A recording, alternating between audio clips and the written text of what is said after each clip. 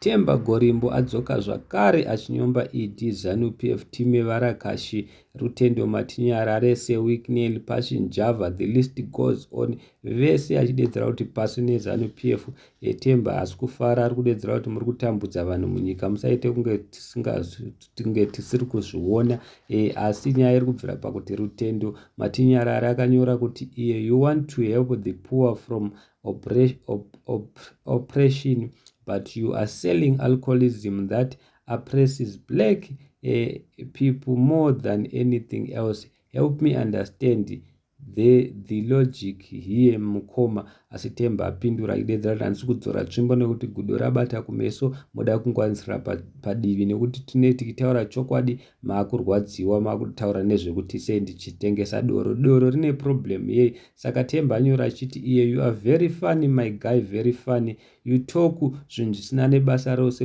usataure kwausina kuswera. This is a business that is creating jobs and more alcohol has been there before you were born and it will be there pauchafa. Now just because I started a business after I speak my mind on the regime, you want to come here acting clever. Bro, why don't you go question the leaders? A real question. Many of our people are dying in South Africa now. Why don't you question where Wicknell is getting the funding to keep on giving people cars without Zimra looking into it? Oh wait, maybe you want also the car. Instead of questioning my alcohol, go question a real question to the regime. Tozvataurwa naTemba ufuchataura chokwadi vana rutendo machinyarare Zanu PF DT mevarakashi vana seWicknell havadi kudzwa chokwadi chavo. Chokwadi chinorwadza. Wicknell ari kupa vanhu mota, imari yedu yemateksi,